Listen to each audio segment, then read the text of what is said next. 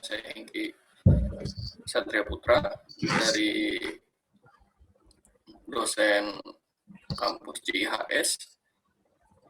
Di sini saya sebagai dosen juga sistem keamanan. Secara garis besar seperti lebih dikenal sebagai etika untuk hack gitu. Jadi hack ini lebih ke arah hal-hal yang baik saja gitu. Ini asal usul hacking. Jadi pertama itu ada beberapa mahasiswa dari universitas dari MIT melakukan hack untuk di uji percobaan di keretanya seperti itu.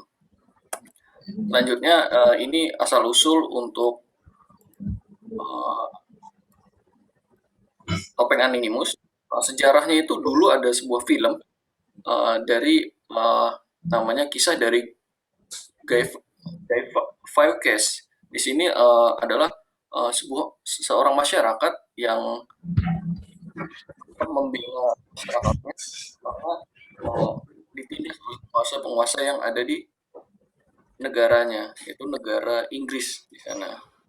Nah, ini Topeng ini sebagai perlawanan dari pemerintahan di Inggris itu. Nah, selanjutnya ini untuk pengertian tentang hacking, yaitu hacking adalah sebuah proses di mana seorang yang bisa yang melancarkan aksinya untuk mendapatkan data tanpa merusak komputer secara jahat gitu. Nah, di sini adalah kita bisa lihat ada seorang hacker. Nah, hacker itu adalah orang yang melakukan exploit gitu untuk keperluan tertentu, bisa hal yang positif.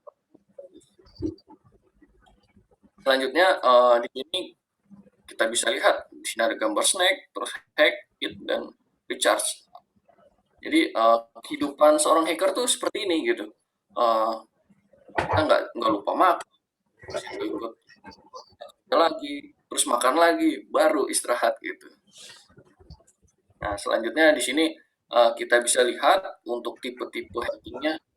Ya, web, ini biasanya pengetesan tentang lebih dikenal kalau di dunia IT-nya tentang OWASP. Jadi dites tuh dari top 10-nya serangannya gitu. Nah, itu untuk mendapatkan vulnerability. Nah, sedangkan network salah satunya yaitu tentang WiFi atau wireless, itu bisa dites juga. Terus ethical hacking lebih ke arah etika dalam menjalankan proses mencari kerentanan. Terus email itu lebih ke arah pengetesan di segi emailnya. Ini contoh kayak kita ngasih Trojan atau phishing, itu bisa dites. Terus nanti dites untuk passwordnya kayak brute force dan lain-lain. Itu brute force itu mendapatkan password dengan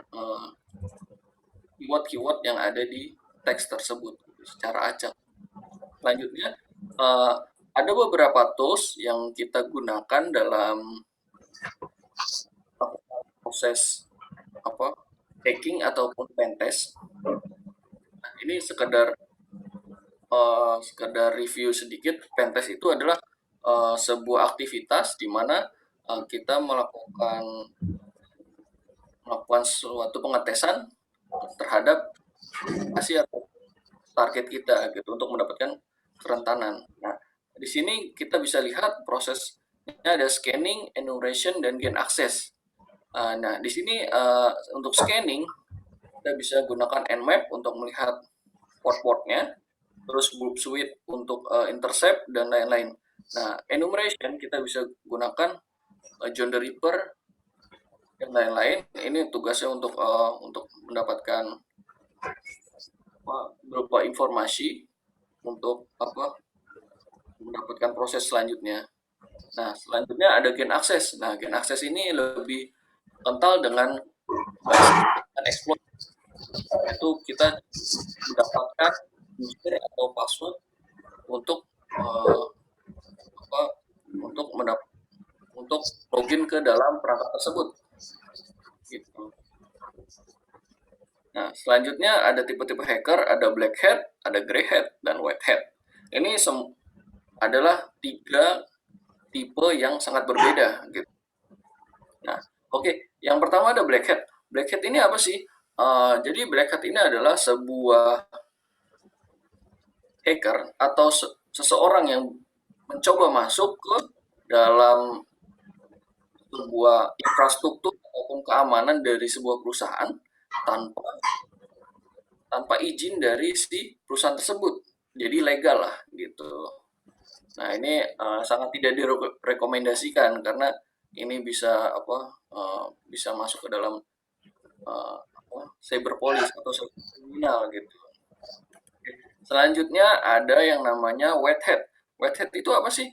White hat itu adalah seorang kan pengujian terhadap infrastruktur atau aplikasi yang ada di perusahaan dengan izin dari si perusahaan tersebut gitu. Jadi kita bisa pengujian tapi ada list-list tersebut gitu. Nah, salah satunya adalah ethical hacking. Nah, ethical hacking ini adalah sebuah tindakan di mana di sini adalah tindakan yang baik gitu. Tindakan baik tanpa harus secara ilegal masuk ke si perangkat tersebut.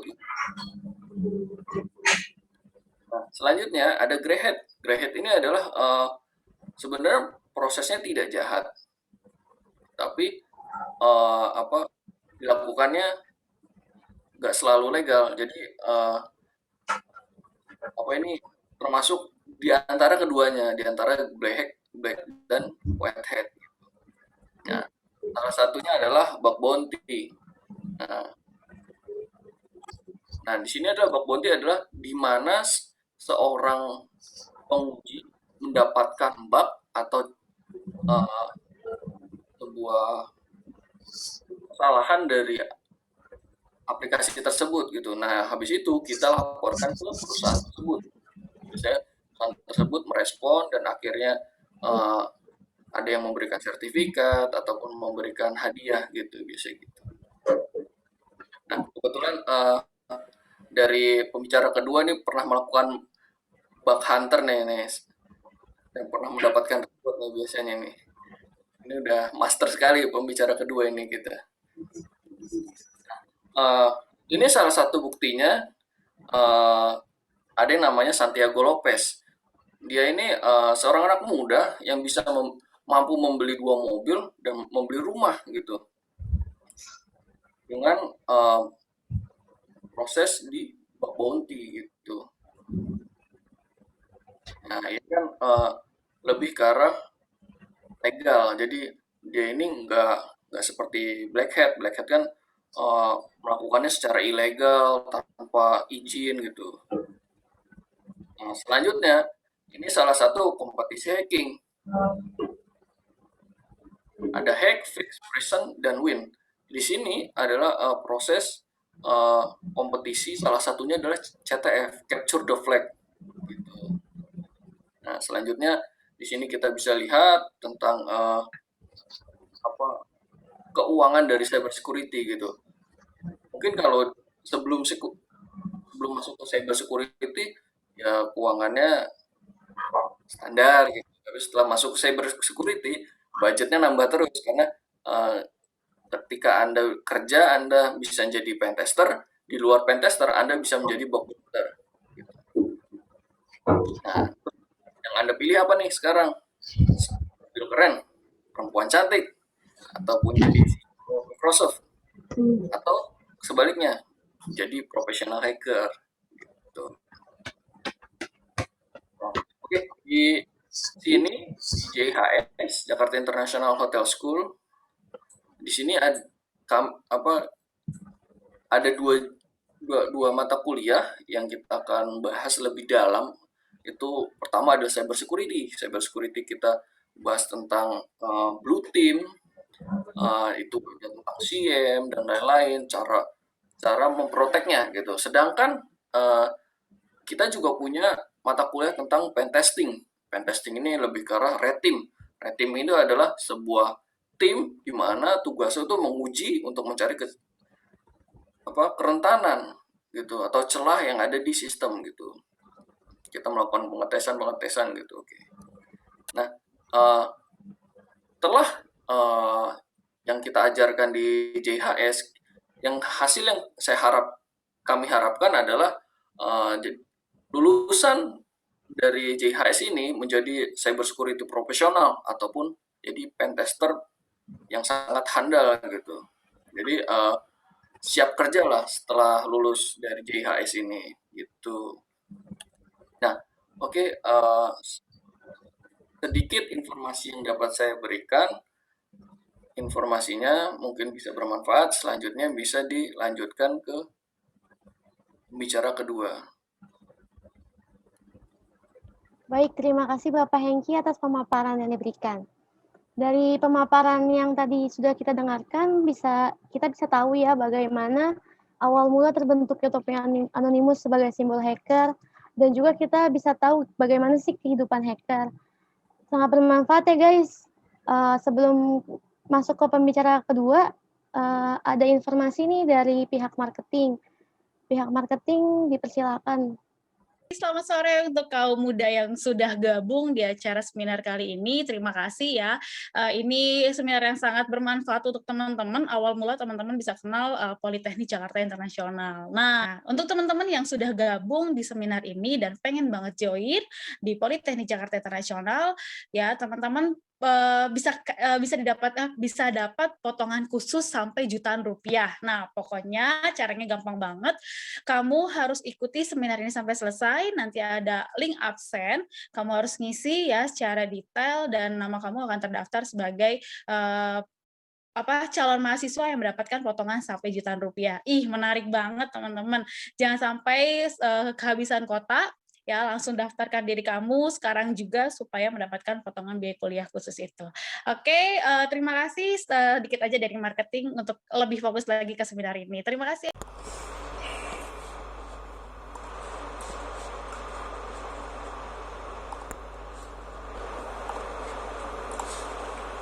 Oke, kedengeran kan ya? Oke, assalamualaikum warahmatullahi wabarakatuh. Selamat siang menjelang sore teman-teman semua. Terima kasih kepada Politeknik Jakarta Internasional yang telah memberikan kesempatan kepada saya untuk mengisi webinar dengan tema cybersecurity ini. Mungkin tadi udah banyak sekali nih dijelaskan oleh Pak Hengki mengenai cybersecurity pada dunia akademis. Selanjutnya di sini saya akan sedikit menjelaskan mengenai cybersecurity pada dunia industri. Atau ketika teman-teman di sini setelah lulus kuliah nanti dan ingin melanjutkan karir kalian pada dunia cybersecurity itu seperti apa sih? Oke, bisa lanjut. Nah, perkenalkan terlebih dahulu. Jadi nama saya Naufal Septiadi. Untuk saat ini saya bekerja di Horangi sebagai cybersecurity consultant. Lanjut, Pak. Oke, dan agendanya saya buat menjadi 6. Yang pertama itu ada pengenalan Horangi Cybersecurity. Terus apa aja sih yang dikerjakan khususnya oleh saya pribadi.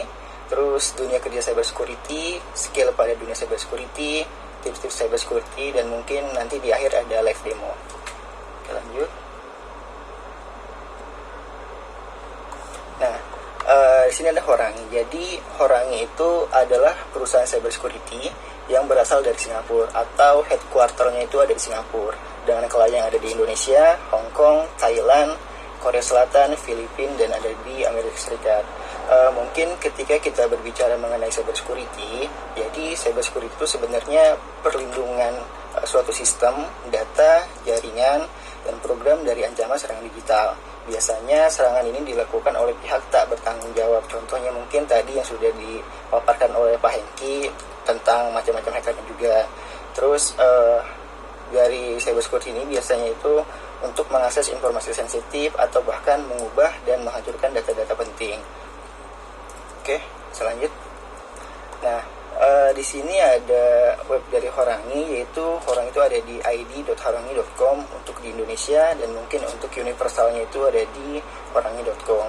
Dan beberapa klien Horangi itu yang ada di Indonesia seperti ada Gojek, ada Blibli, ada Dana, dan lain sebagainya. Oke, lanjut. Nah, apa aja sih yang dikerjakan? Jadi saya khususnya sebagai cyber security consultant, saya itu membuat 3 bagian. Yang pertama itu ada consultant, ada service, dan kemudian ada report. Nah, consultant di sini, jadi kita itu memberikan saran kepada klien mengenai cyber security, baiknya itu seperti apa sih. Terus selanjutnya ada service. Nah, service di sini ini saya memberikan service berupa offensive security atau ethical hacking untuk klien baik di dalam aplikasi mobile ataupun website. Tujuannya itu sebenarnya hanya untuk meminimalisir terjadinya kebocoran data. Karena apa? Karena semua sistem yang sudah dibangun itu tidak 100% aman.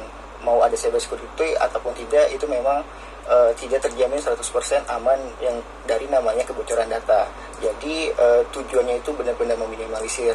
Dan ketika saya mencari kelemahan pada suatu aplikasi atau website, mungkin ada suatu perjanjian di mana saya itu hanya diberikan waktu misalkan 10 hari. Dan mungkin di luar sana, para hacker itu bisa melakukan research lebih dari 10 hari. Tentunya itu sangat menguntungkan bagi mereka. Jadi tujuannya itu hanya untuk benar-benar meminimalisir. Nah, selanjutnya itu ada report. Jadi report di sini ini apa yang sudah kita kerjakan. Misalkan kita menemukan finding vulnerability.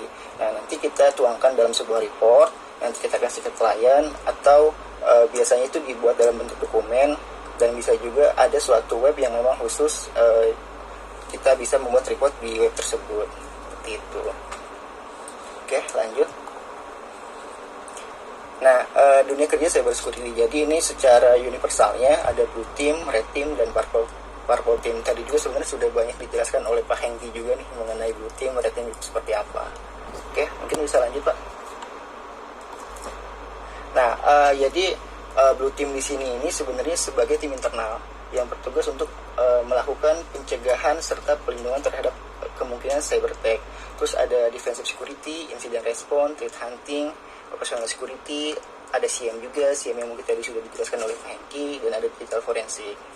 Oke, lanjut.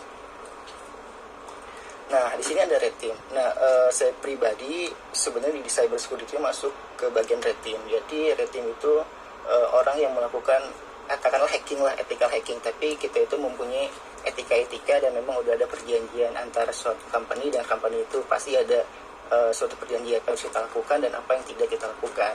Nah, di sini tuh ada offensive security, ethical hacking, ada vulnerability assessment, ada perform penetration testing, eksploitasi vulnerability, dan ada social engineering. Oke, lanjut, Pak.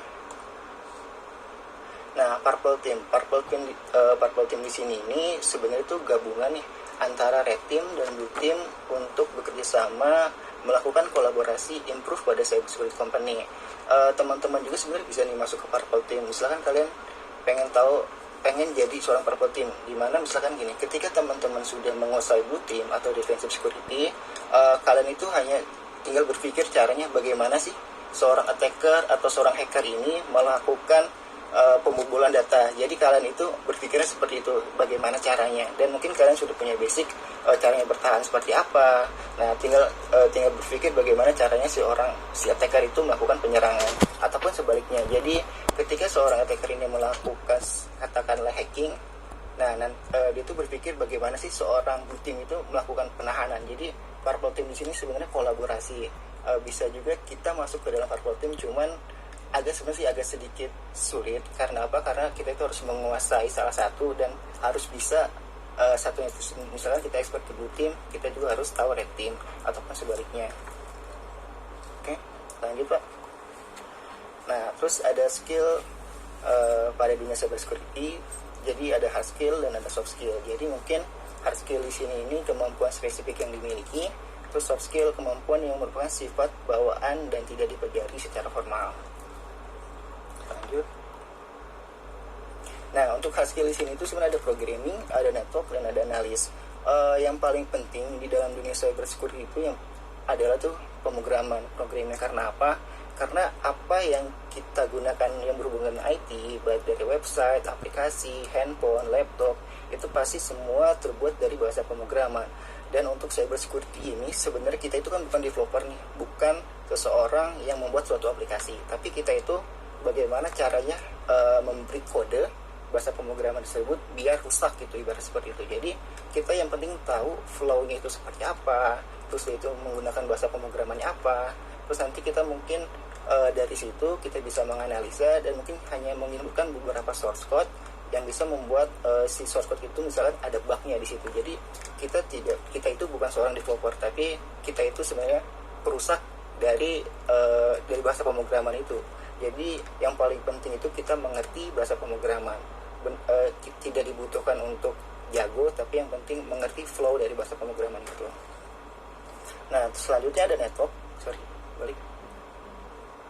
Nah, selanjutnya ada network nih. Network di sini ini mungkin akan berhubungan dengan IP address, terus bagaimana caranya saya mengirimkan paket data ke penerima. Jadi mungkin kalian itu akan belajar tentang OSI layer. Jadi bagaimana caranya saya mengirimkan ke si penerimanya itu, terus nanti akan belajar tentang namanya IP address, IP lokal. Jadi benar-benar kita itu harus bisa mengidentifikasi apa aja sih yang dikirimkan, protokol apa aja, terus IP-nya apa aja, seperti itu.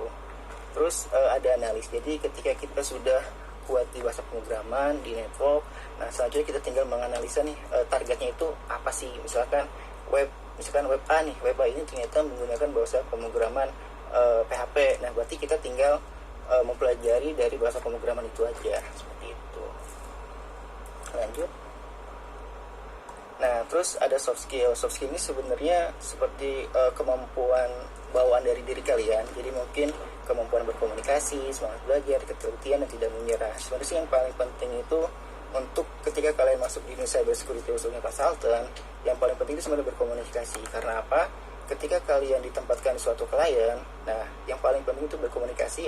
Karena apa? Karena kalian membawa nama perusahaan kalian terhadap klien. Jadi bagaimana caranya kalian ibaratnya membuat klien kalian itu senang lah. Jadi komunikasi itu sangat penting sekali. Jadi mungkin kalau misalkan teman-teman yang tadinya dikatain dikit-dikit ini tersinggung, jadi mungkin lebih seperti ya udah terima aja gitu kan. Kita yang penting itu komunikasi sebenarnya yang penting, yang harus lancar itu. Terus lanjut. Nah, terus ada tips cyber security. Yang pertama itu ada keinginan, belajar, dan konsistensi. Kenapa keinginan?